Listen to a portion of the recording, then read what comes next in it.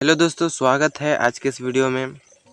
तो आज की इस वीडियो में हम लोग बात करने वाले हैं कक्षा 10वीं का पहला चैप्टर जो कि है हमारा रासायनिक अभिक्रिया और समीकरण के बारे में बात करेंगे। ठीक है, जैसा कि आप सभी को पता है, आप सभी का एग्ज़ाम जो है फरवरी और मार्च में होगा। ठीक है, अगर आप झारखंड बोर्ड से हैं तो आपका एग्ज़ाम जो है फरवरी मार्च में होगा, वो भी किसमें, रिटर्न में होगा। ठीक है, तो इसी चीज़ को देखते हुए हम जो है स्टार्ट कर रहे हैं हमारा केमिस्ट्री का पहला चैप्टर से। ठीक है, जो कि है रासायनिक अभिक्रिया और समीकरण। ठीक है, रासायनिक अभिक्रिया और समीकरण।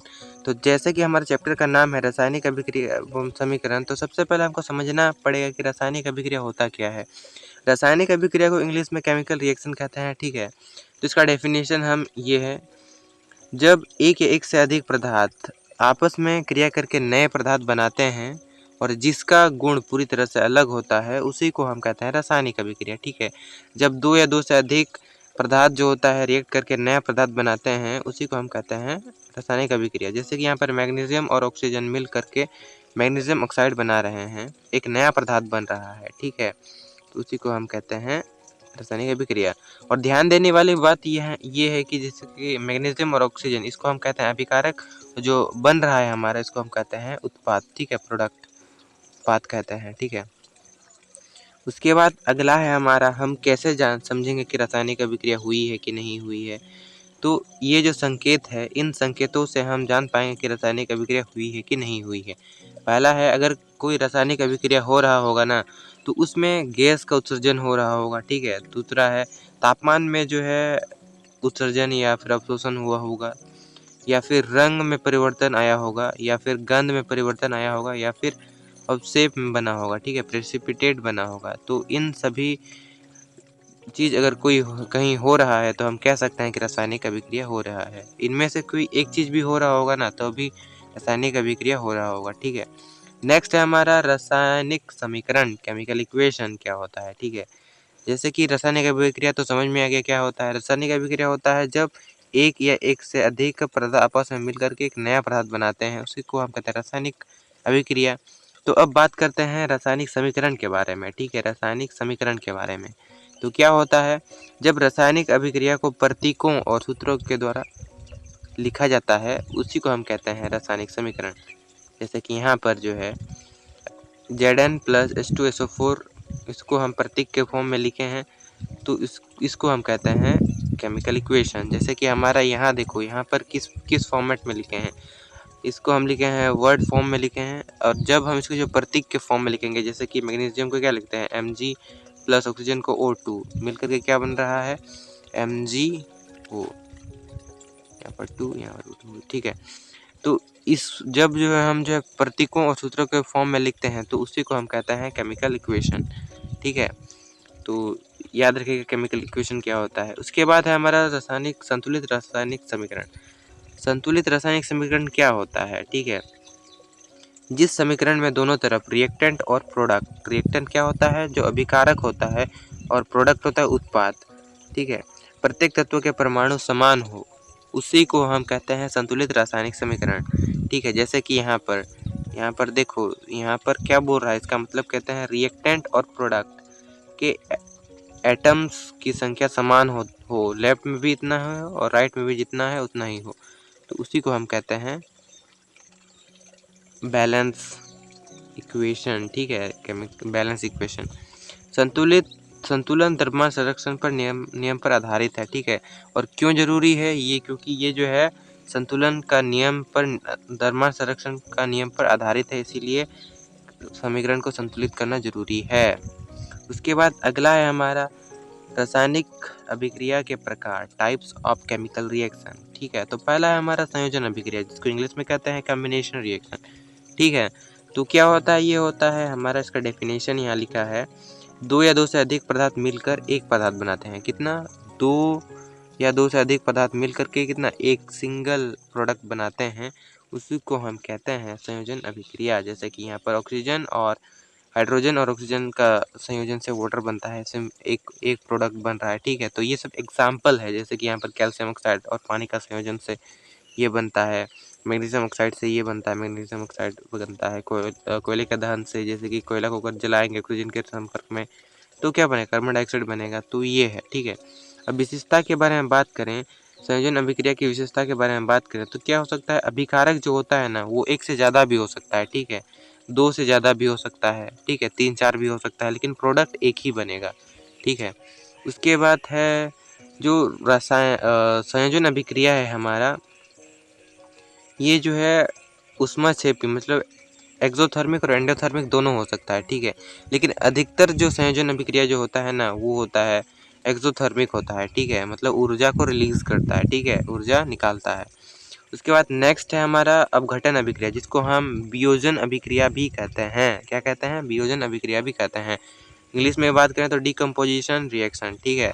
तो ये क्या होता है, जब एक पदार्थ टूटकर दो या दो से अधिक पदार्थ में बदल जाता है तो उसी को हम कहते हैं वियोजन अभिक्रिया। क्या कहते हैं? वियोजन अभिक्रिया, ठीक है।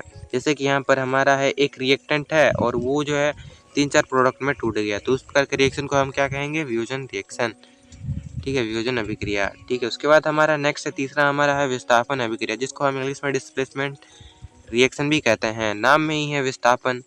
तो क्या होता है, एक ऐसा रिएक्शन जिसमें जो अधिक क्रियाशील धातु कम क्रियाशील वाले धातु को उसकी यौगिक से विस्थापित कर देता है, तो उसी को हम कहते हैं क्या?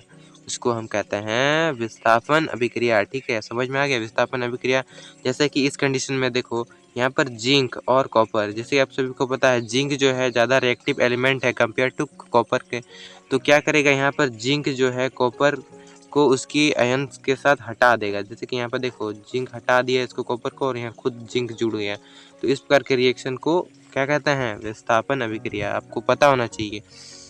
उसके बाद है हमारा डबल डिस्प्लेसमेंट रिएक्शन। द्विविस्थापन अभिक्रिया में क्या होता है, एक ऐसा अभिक्रिया जिसमें जो आयन आपस में अदला बदली करते हैं, वो क्या करते हैं, आयन जो होते हैं आयन्स होते हैं वो आपस में एक्सचेंज होते हो, तो उस प्रकार के रिएक्शन को हम कहते हैं डबल डिस्प्लेसमेंट रिएक्शन, ठीक है। जैसे कि यहाँ पर एग्जाम्पल कि यहाँ देख सकते हो NO2SO4 है प्लस BaCl2 है, यहाँ पर एरो का निशान, ठीक है। तो यहाँ पर देखो, यहाँ पर जो है Na जो है Cl के साथ जुड़ गया, एक सेकेंड, Na जो है Cl के साथ जुड़ गया और Ba जो है SO4 के साथ जुड़ गया, ठीक है। मतलब आयन्स क्या हो गए, ये इसके साथ एक्सचेंज हो गया और ये इसके साथ एक्सचेंज हो गया, ठीक है। आयनों की अदला बदली को हम कहते हैं, उस प्रकार के रिएक्शन को क्या कहते हैं? Double displacement reaction. उसके बाद अगला है हमारा ऑक्सीकरण, जिसको हम उपचयन भी कहते हैं, और अपचयन अभिक्रिया, उपचयन अपचयन अभिक्रिया, ठीक है।